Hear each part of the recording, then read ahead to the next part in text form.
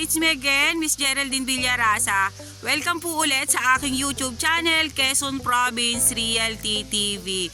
Okay po, ako po ulit ang inyong site locator, si Miss Geraldine Villarasa. Andito pa rin po ako sa bayan po ng Tagkawayan, Quezon. Meron pa rin po akong ilolocate na isa pang property. Siya po ay kulang-kulang 10 ektarya.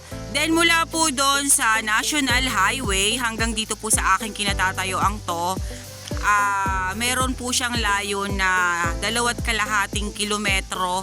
Then yan pong natututukan na yun ng aking camera, yan po yung barangay road na papunta po dito sa property.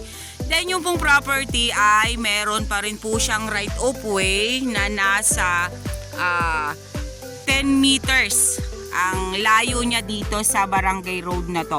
Pero po yung 10 meters na right of way na yon ay okay na po yon para kay seller. Tara po at papasukin po natin yung area, yung kulang-kulang 10 ektarya na aking ibablog ngayong araw. Ito pong property na to ay saganang-sagana po sa tubig ayon po kay Kagawad. Yan, ito po yung dadaanan po ng kalsada papunta po doon sa property. Yan po. Pagtawid po ng sapa na yan, yan po ay yun ng area. Ayan po siya.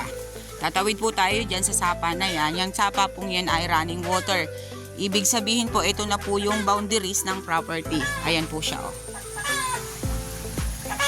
Ayan, dito pa lang po sa bungad, makikita nyo na po ang tubig dito. Ayon po kay tatay, meron po ditong falls sa loob ng area.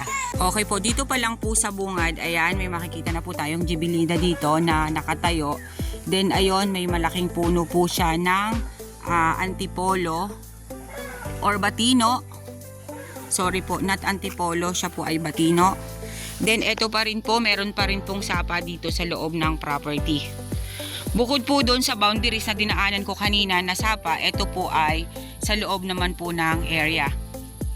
Ayan, running water pa rin po ang ilog, sapa dito. Ayan. Ayan, mga batino po yan, nagtatayugan na yan. Then, Jimelina. Then, dito po sa part na to ay pantayin. Ayan, ginagawa po nila tatay dito. Tinataniman po siya ng gulay. Kaya nilinisan po siya. Ngayon po kasi is medyo mainit pa rin po ng konti dito sa amin. Kaya pwede pa pong magtanim dito ng mga gulay. Yan, dito po sa part na to, may isa na po akong fruit bearings na nakita. Star apple, din hardwood po ito. May mahogany po dito sa side na to.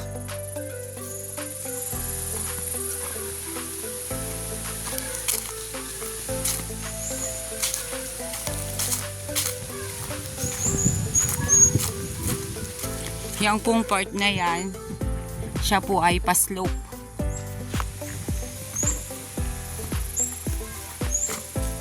Yang pataas pong yan, kasama pa rin po yan dun sa area. Dito po pati sa area, ayan, meron na po ditong kable ng kuryente, kaya wala po tayong problema about po sa source of electricity. Then, ayan.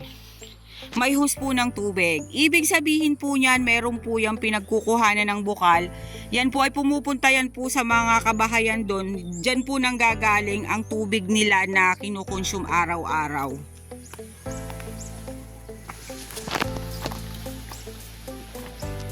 Ouch!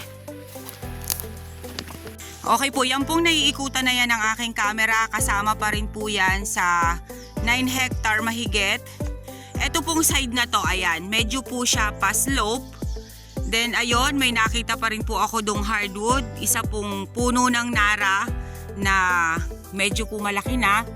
Then, ang fruit bearings pa rin po dito ay napakarami pong Indian mango. Ayan, mga namumunga po siya. Then, ayun, Jimelina sa taas na yon. Batino pa rin doon sa taas na yon. Tara po at pupuntahan po natin yung sinasabi nila tatay na falls ng property. Nawawala po ang aking mga kasama. Ayan po, ito po, napakarami pong Indian mango sa side na yan. Ito pong side na to, ayan, medyo po siya maramo. Pero sabi po ni Kagawad, ang nyug po dito sa area ay more or less po ito ay 1,000 kapuno. Yan, napapaikutan po talaga siya ng tubig ang area. Ito po yung kadugtong po nung sapa kanina na tinawiran ko papunta po dun sa property. Ayan, napakalinaw po ng tubig. Ayan, may mga hose pa rin po siya ng tubig. Ibig sabihin po niyan ay dumidiretso po yan doon sa mga kabahayan. Dito po sila kumukuha ng kinukonsume po nila. Yung pala kaya makaraba pero parang naman hindi ko kailangan sabi mo. Palos karilo, palos tabang. Wow! Mamputa ang ano. Ayan po siya, oh. Yan pong side na yan, ayan, medyo pa-slow po yung part na yan. Ito po yung falls na sinasabi ni tatay. Bumaba ka din na. Ito po yung unang falls na nakita ko dito sa property. Ayan po siya. Lumalaglag po ang tubig dyan sa part na yan. Ayan, ngayon po kasi ay medyo tag-init pa po dito sa amin sa Quezon. Pag ito po lumakas na po ulit ang ulan or nagtag-ulan na ulit, malamang po lumalagaslas po siya ng gusto dyan. Napakaganda po ng falls na to pag ito po ay na-develop. Napakaganda po ng resort dito. Yung po kasing katabi nitong property na to ay dinidevelop pong resort. Yung pong dinidevelop na yun, wala pa po siyang ganitong kalagayan ng tubig. Pero ito pong part na to, itong property na to na binibenta ko sa inyo, saganang-sagana po talaga siya sa tubig. Kaya napakaganda po nitong i-develop. Yan pong side na yan, medyo po siya pa-rolling.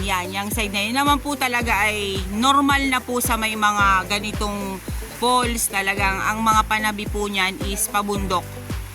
Kung nakahilera na yan na mga kahoy, yan po yung boundaries sa kabila pong property at dito po sa binablog kong to. Ayun po yung ilog na po yan kung tatawagin. Batis, ganon. Yan po, may napakalaki pong nara dito sa side na yan. Ayan, isang yakap na po siya ng tao, tuwid na tuwid po siya. Then ayan, mga mahogany at star apple ang nandito pa rin po sa property. Then yan, pupuntahan pa po natin yung isa pa pang falls na sinasabi ni tatay. Ito po ay nara pa rin siya. Then ito naman ay kay Mito pa rin. Napakasagana po sa tubig nitong area na to.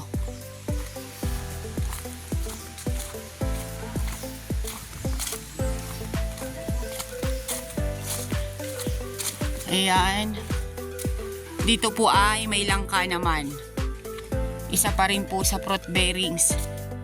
Hindi po natin ito maiikot ng buong buo itong kulang-kulang 10 hektarya na to kasi medyo po napakalaki noon. Ang pupuntahan ko lang po is yung mga importante tulad po niyang falls na yan. Yan, dito po sa side na to, siya po ay pababa.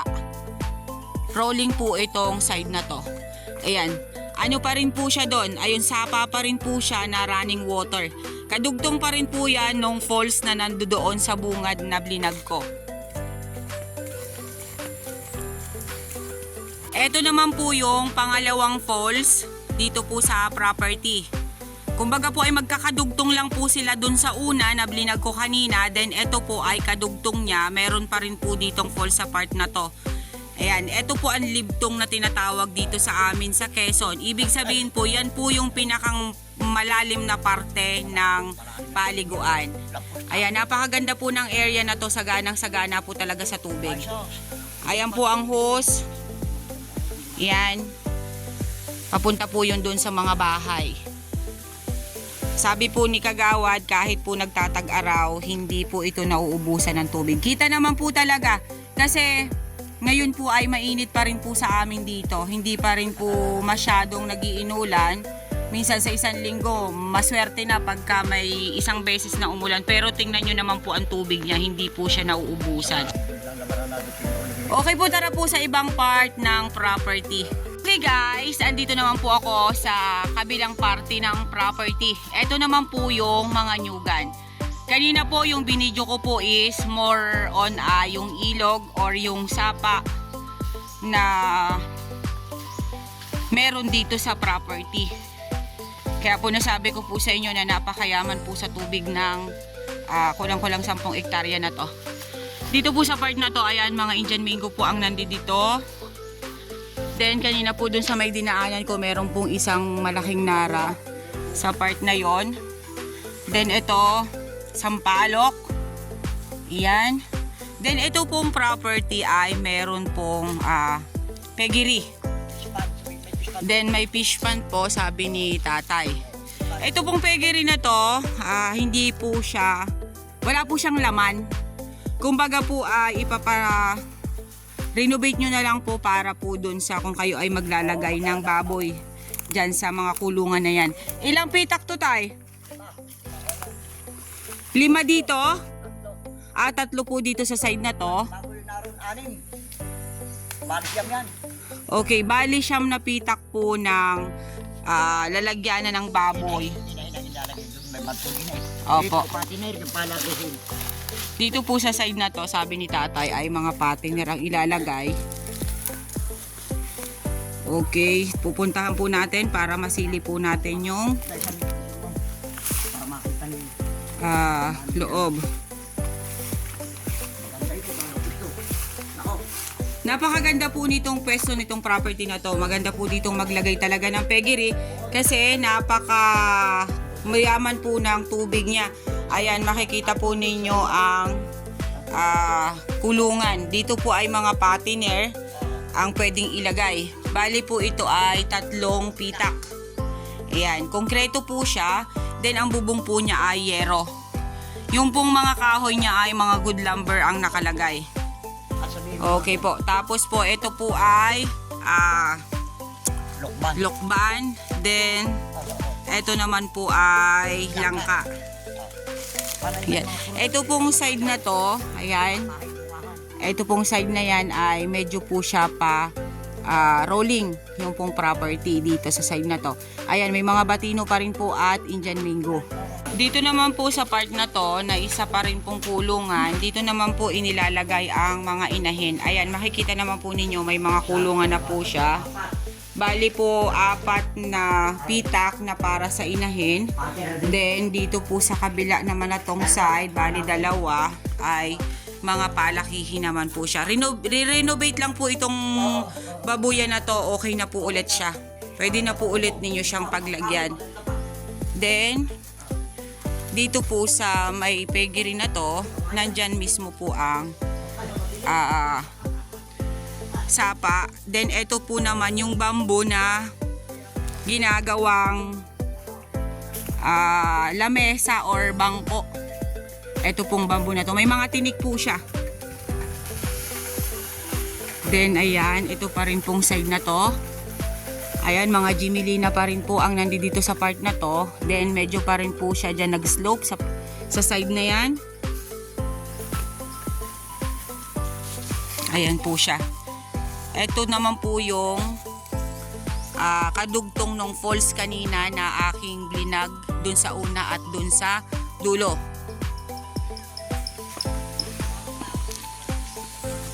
Pasukin pa po natin dun sa may bandang yon, para po makita pa rin po natin yung area. Medyo lang po talaga siya linisin dito sa part na to. Ayan, marami pong batino dito sa part na to at mahogany. Okay po, ito pa rin po yung kabilang part ng property. Makikita naman po ninyo ang nyog. Ayan, napakarami pa rin pong nyog dito sa side na to.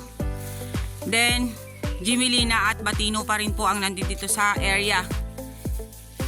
Yan. Yan pa rin po yung isang side.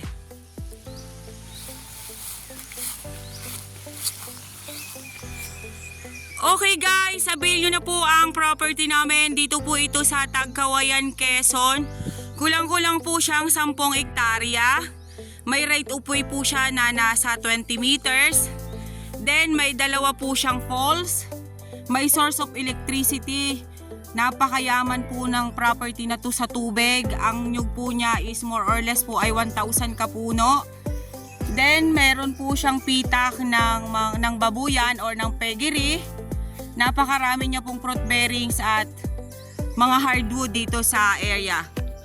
Okay po, once again po ako po ulit ang inyong site locator, si Miss Geraldine Villarasa. Muli po ako maglalambing. Paki-like and share po ng aking mga vlog. And paki-like and subscribe na rin po ng aking YouTube channel. Then yung pong aking contact number ay nandyan po sa inyong mga screen. Nandyan po ang number ng aking WhatsApp at Viber.